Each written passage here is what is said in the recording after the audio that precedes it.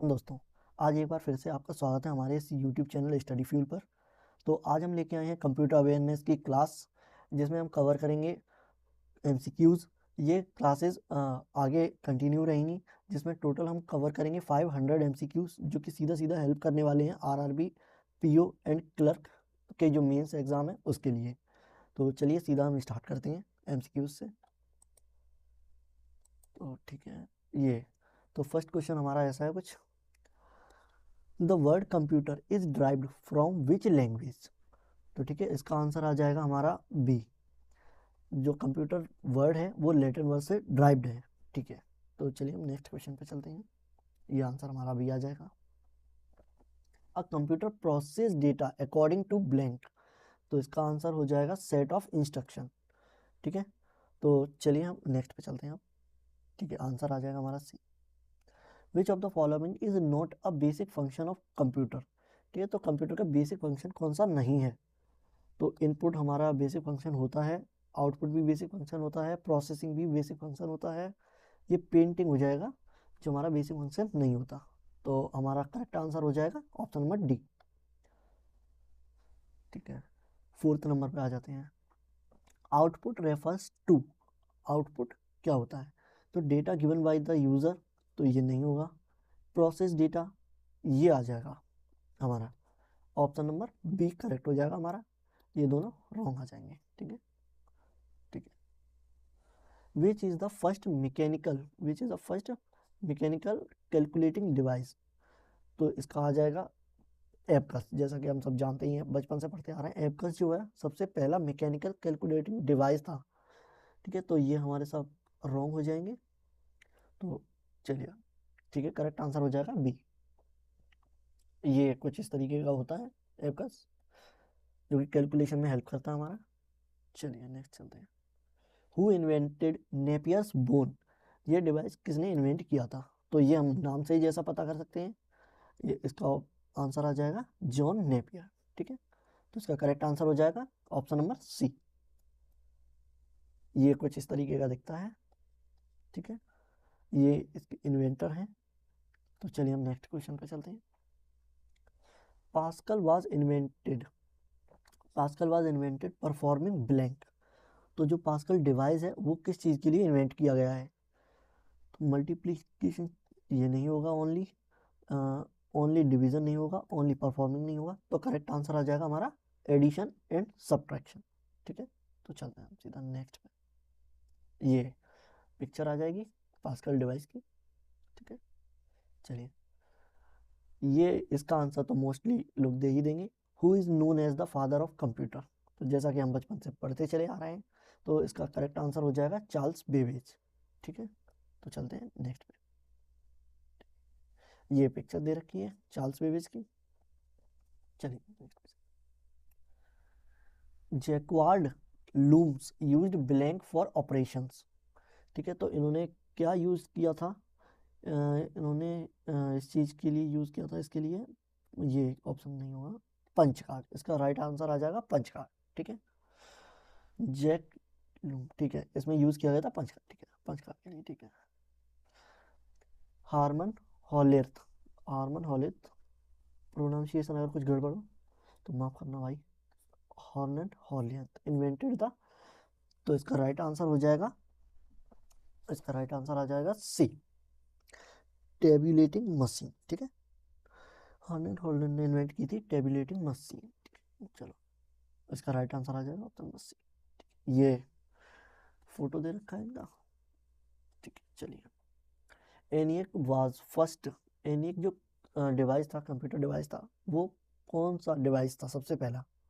तो इसका आ जाएगा एनिक जो था वो सबसे पहले आ जाएगा इलेक्ट्रिक डिजिटल कंप्यूटर। ठीक है, EDC, EDC। ठीक है, ये आ जाएगा हमारा एनिक कंप्यूटर। तो इसका राइट आंसर आ जाएगा बी, सॉरी। ठीक है, ये दे रखा है एनिक का फोटो, आप देख सकते हैं किस तरीके का ये यहाँ पे लिखा भी है एनिक। ठीक है, चलिए, EDSAC was the first computer to provide storage capacity. तो इसका राइट आंसर आ जाएगा स्टोरेज कैपेसिटी। ठीक है, एटसेक पहला ऐसा कंप्यूटर था जिसमें स्टोरेज कैपेसिटी को इंट्रोड्यूस किया गया था। ठीक है, चलिए इसका राइट आंसर आ जाएगा बी। ये कुछ इस तरीके का दिखता है, आप देख सकते हैं। UNIVAC, UNIVAC was developed in the year blank. तो यूनिवेक किस ईयर में डेवलप किया गया था? तो इसका राइट आंसर आ जाएगा बी, ऑप्शन नंबर बी, 1951। ठीक है, तो चलते हैं हम नेक्स्ट की तरफ। ये इस तरीके का कुछ दिखता है। चलिए, ट्रांजिस्टर, क्वेश्चन नंबर 14 पे आ गए हम। ट्रांजिस्टर वर इन्वेंटेड बाय, जो ट्रांजिस्टर हैं वो किस कंपनी के द्वारा इन्वेंट किए गए हैं? तो इसका राइट ऑप्शन आ जाएगा, राइट आंसर बेल लैब्स। ठीक है, तो चलिए हम नेक्स्ट की तरफ चलते हैं। ये दे रखा है किस तरीके के होते हैं। ठीक है, ये जो है हमारे मदरबोर्ड, जो कंप्यूटर दे रखा होता है उसके मदरबोर्ड में यूज होते हैं। ठीक है, the first IC was invented in which year? ठीक है, तो इसका राइट आंसर आ जाएगा 1958। ठीक है, तो करेक्ट आंसर हो जाएगा 1958। इसमें 1958 में आईसीज को इन्वेंट किया गया था। ठीक है, आगे चलते हैं हम।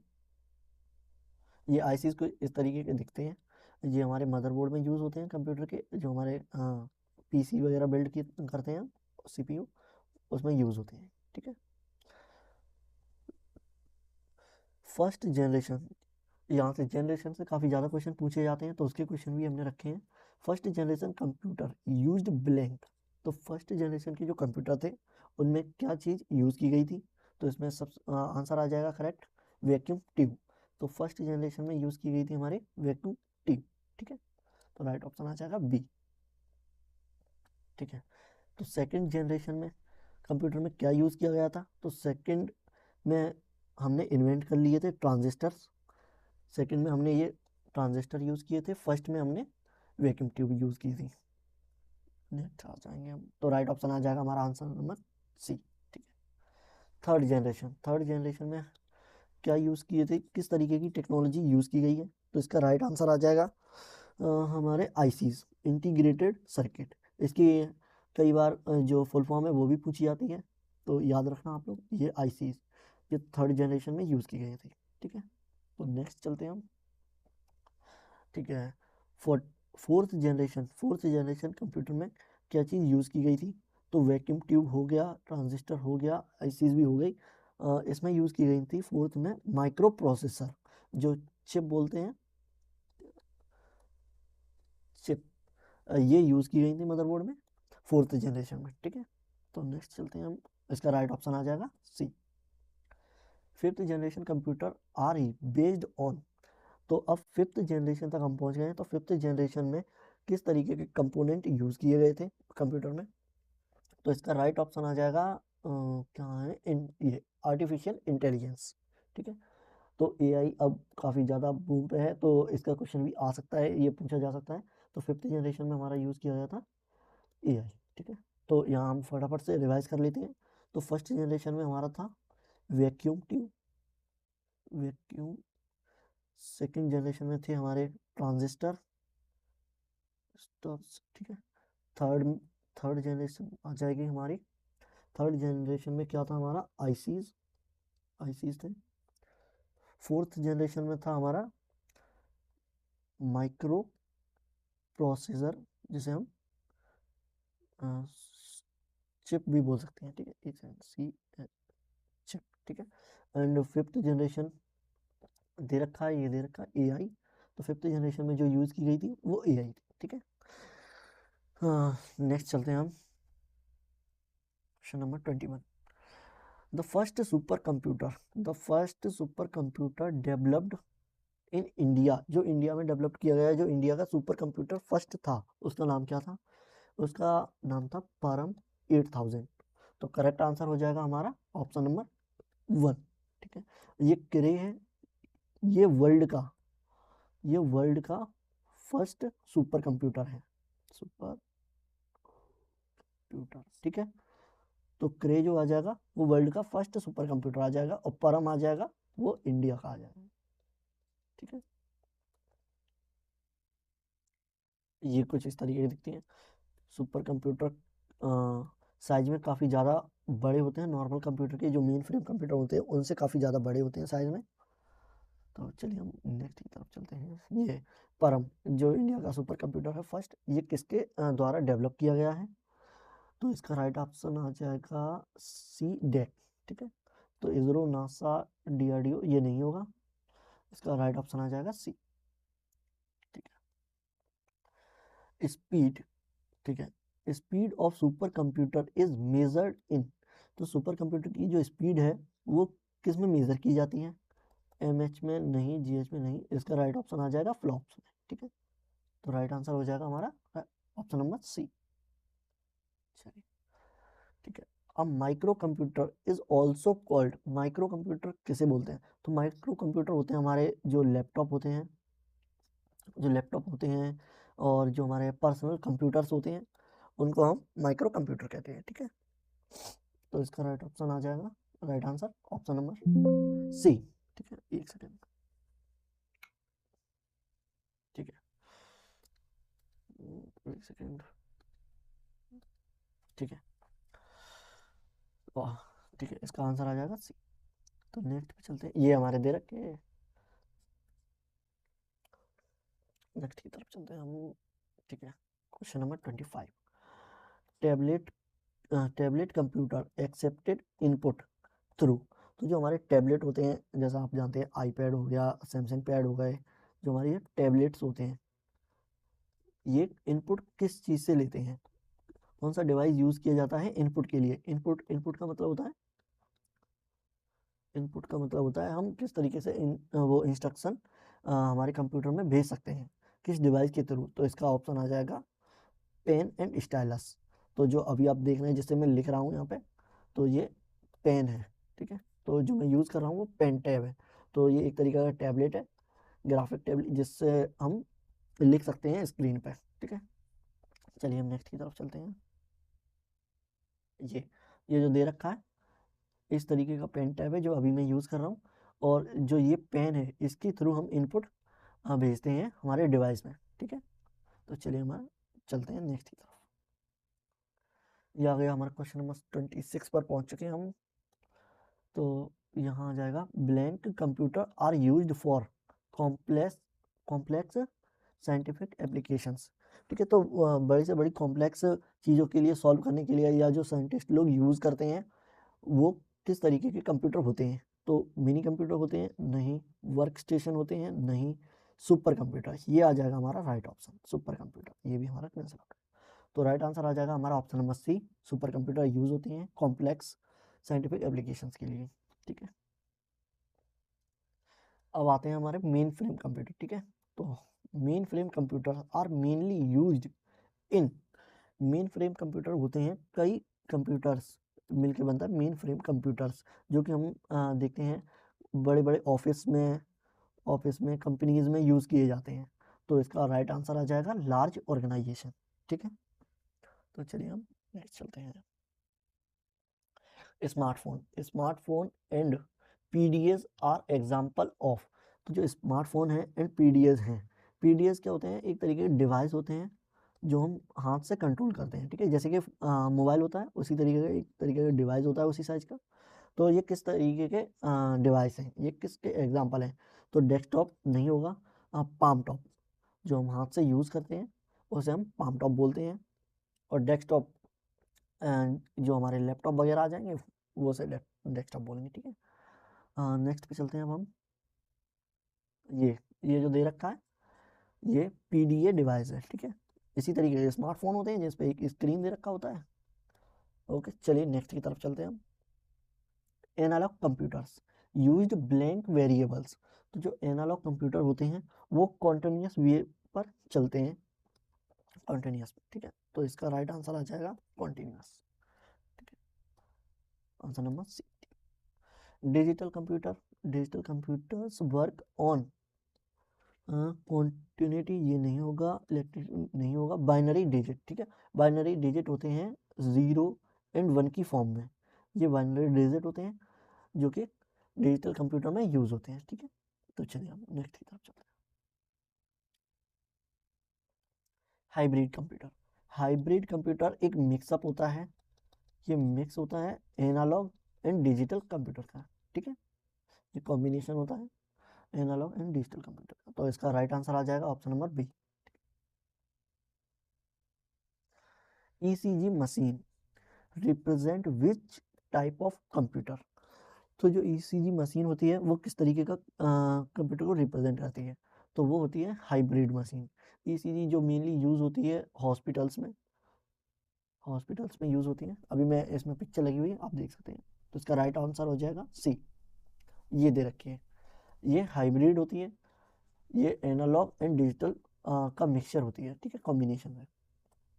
चलिए नेक्स्ट चलते हैं हम। सॉफ्टवेयर रेफर्स टू, सॉफ्टवेयर जो होते हैं उसको हम क्या कहते हैं, तो जो सॉफ्टवेयर होते हैं वो फिजिकल पार्ट, ये नहीं होगा आंसर। हार्डवेयर टूल्स, ये भी नहीं होगा। सेट ऑफ प्रोग्राम, तो राइट आंसर आ जाएगा हमारा सेट ऑफ प्रोग्राम्स। प्रोग्राम्स से कोडिंग से मिलकर जो बनता है हमारा वो सॉफ्टवेयर होता है जिस पर हम वर्क करते हैं। जैसे कि अभी आप देख रहे हैं जो है पीपीटी है, ये एक तरीके का सॉफ्टवेयर है। ये पावर पॉइंट प्रेजेंटेशन के लिए यूज़ की जाने वाली एक सॉफ्टवेयर है जो कि सेट ऑफ प्रोग्राम से बनकर मिली है, ठीक है। तो चलिए हम नेक्स्ट की तरफ चलते हैं। हार्डवेयर रेफर्स टू, हार्डवेयर क्या होते हैं, हार्डवेयर फिजिकल कंपोनेंट होते हैं जो कि यूज़ होते हैं, फिजिकल कंपोनेंट होते हैं जो कि यूज़ होते हैं कंप्यूटर्स असेंबल करने में, ठीक है। कंप्लीट कंप्यूटर असेंबल करने के लिए जो हम यूज़ करते हैं कीबोर्ड हम यूज़ करते हैं, माउस हम यूज़ करते हैं, और सीपीयू जो हम यूज़ करते हैं, स्पीकर्स यूज़ करते हैं, वो सारे हार्डवेयर पार्ट आ जाते हैं कंप्यूटर्स के, ठीक है। तो इसका राइट आंसर आ जाएगा फिजिकल कंपोनेंट, ठीक है, ऑप्शन नंबर डी। ये जो देखें ग्राफिक कार्ड दे रखे हैं जो कि हैवी टास्क के लिए यूज़ होते हैं हमारे कंप्यूटर्स में, हाई परफॉर्मेंस के लिए। ये मदरबोर्ड दे रखा है, ये सारे हार्डवेयर पार्ट्स होते हैं, ठीक है। ये सप्लाई दे रखा है, पावर सप्लाई, ठीक है। चलिए नेक्स्ट की तरफ चलते हैं। Data refers to, data refers to, data होता है रॉ फैक्ट, जो रॉ इंफॉर्मेशन होती है उसे हम डेटा बोलते हैं। ये जो दे रखा है एक तरीके से ये रॉ फैक्ट्स होते हैं, ठीक है, जिन्हें हम प्रोसेस करते हैं बाद में, जो कि हमें आउटपुट की फॉर्म में मिलते हैं फ्रॉम द कंप्यूटर, जो हम कंप्यूटर की फॉर्म में मिलते हैं हमें आउटपुट की फॉर्म में, ठीक है।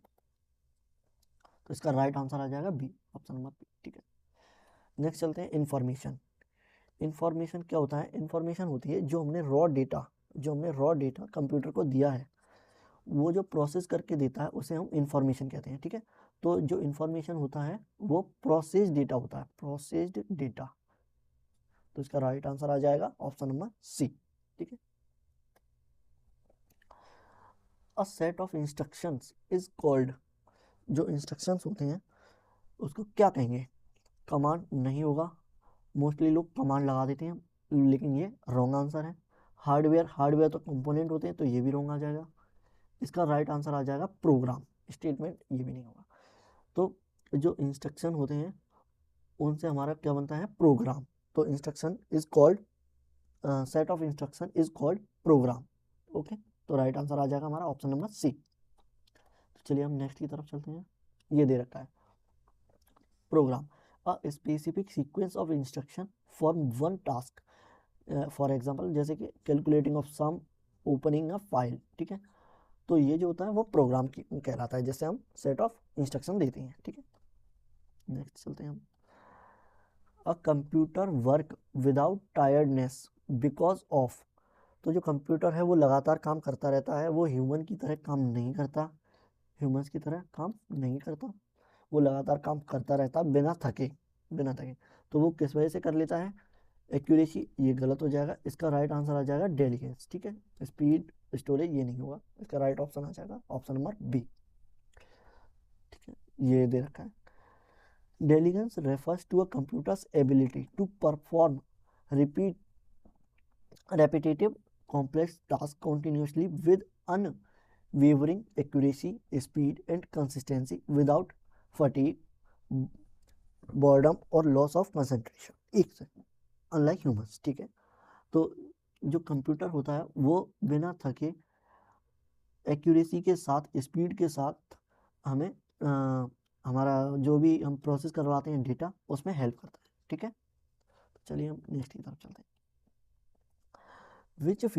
विच feature allow computer to do work automatically, ठीक है। तो इसमें कौन सा फीचर ऐसा है जिससे लगातार कंप्यूटर काम करता रहता है ऑटोमेशन पर, ठीक है। तो इसका आंसर आ जाएगा ऑटोमेशन। ये नहीं होगा, ये नहीं होगा, तो राइट आंसर आ जाएगा ऑप्शन नंबर सी, ठीक है।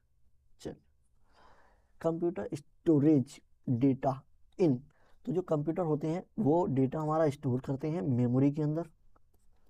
जो डेटा हमारा सारा स्टोर होता है वो मेमोरी के अंदर होता है, मेमोरी के अंदर होता है, जो कि दो तरीके की होती है, एक होती है एक्सटर्नल, एक होती है इंटरनल, एक्सटर्नल एंड इंटरनल, ठीक है। आप चाहें तो कंप्यूटर से एक्सटर्नल भी डेटा स्टोर करा सकते हैं, और इंटरनल में जो आपकी SSD एंड HDD जो हार्ड ड्राइव दे रखी होती हैं उसमें डेटा स्टोर करता है, ठीक है। तो इसका राइट आंसर आ जाएगा ऑप्शन नंबर सी। चलिए नेक्स्ट, ये आपकी दे रखी है, ये हार्ड ड्राइव है, ये SSD है, ये NVMe है। ये स्लो होती है, इससे ज़्यादा फास्ट ये होती है, और इससे भी ज़्यादा फास्ट होती है NVMe सबसे ज़्यादा फास्ट होती हैं स्टोरेज के, ये स्टोरेज के लिए यूज़ की जाती हैं। इस पर हम डायरेक्ट प्रोग्राम भी रन कर सकते हैं, ठीक है। तो चलिए हम सीधा नेक्स्ट चलते हैं अब। विच of the following is not an example of input device, जो इनपुट डिवाइस का एग्जाम्पल नहीं है वो बताना है हमें। तो आंसर आ जाएगा हमारा इनपुट डिवाइस का नहीं है, ठीक है। आंसर आ जाएगा हमारा स्पीकर, क्योंकि स्पीकर आ जाएगा हमारा आउटपुट डिवाइस, ठीक है। एक सेकंड, क्या था, विच of the following is not an example of output device, ठीक है। तो ये गलत हो जाएगा, तो ये आ जाएगा हमारा आंसर कीबोर्ड, ठीक है। तो मॉनिटर हमारा आउटपुट डिवाइस होता है, प्रिंटर भी हमारा आउटपुट डिवाइस होता है, स्पीकर भी output, output and input device, ठीक है। आउटपुट डिवाइस बोलते हैं जो हमें डेटा, जो हमने इंस्ट्रक्शन दिए हैं और डेटा दिया है उसे प्रोसेस करने के बाद जो इन्फॉर्मेशन देता है, इन्फॉर्म देता है, उस डिवाइस को हम आउटपुट डिवाइस कहते हैं, ठीक है। और जिस डिवाइस के थ्रू हम इंस्ट्रक्शन एंड डेटा प्रोवाइड करते हैं सिस्टम को कंप्यूटर को, उन डिवाइस को हम, वो डिवाइस हमारे इनपुट डिवाइस हो जाते हैं, ठीक है। इसके एग्जांपल इनपुट डिवाइस के जैसे कि माउस हो गया, हमारा कीबोर्ड हो गया, और पेन टैब हो गया, माइक्रोफोन हो गया, ठीक है, कैमरा हो गया। और आउटपुट डिवाइस में हमारा ये दे रखे मॉनिटर, प्रिंटर, स्पीकर, ठीक है। और भी हो जाएंगे हमारे, प्रोजेक्टर हो जाएगा, प्रोजेक्टर आ जाएगा, ठीक है। तो ये सब हमारे आउटपुट एंड इनपुट डिवाइसेस हो जाएंगे, ठीक है। चलिए हम नेक्स्ट की तरफ चलते हैं। तो आंसर आ जाएगा हमारा ऑप्शन नंबर डी, ठीक है। विच generation first used micro processor, विच generation use first micro processor. तो माइक्रो प्रोसेसर हमने स्टार्टिंग में पढ़ा था, 4th जनरेशन में हमारा माइक्रो प्रोसेसर यूज हुए थे, ठीक है। तो राइट ऑप्शन आ जाएगा ऑप्शन नंबर 4, ठीक है। The first super computer of the world, तो ये आ जाएगा हमारा क्रे 1, ठीक है। क्रे 1 आ जाएगा हमारा फर्स्ट सुपर कंप्यूटर ऑप्शन, ठीक है। ये पिक्चर दे रखी है, आप देख सकते हैं, ये फर्स्ट सुपर कंप्यूटर है जो कि म्यूजियम के, लंदन के म्यूजियम में शोकेस कर रखा है, डिस्प्ले कर रखा है, ठीक है। वर्क स्टेशन क्या होता है, वर्क स्टेशन और यूज, अच्छा ठीक है, वर्क स्टेशन किस चीज़ के लिए यूज़ किए जाते हैं, वर्क स्टेशन यूज़ किए जाते हैं हाई कंप्यूटेशनल टास्क के लिए, जहाँ एक से ज़्यादा कंप्यूटर्स एंड सिस्टम्स होते हैं, वो हाई परफॉर्मेंस टास्क के लिए यूज़ किए जाते हैं, ठीक है। तो ये इसका आंसर आ जाएगा option number B, option number B आ जाएगा हमारा करेक्ट आंसर। ये एक सेकंड यहाँ दे रखा है, इरेज कर दूंगा एक सेकंड, ठीक है।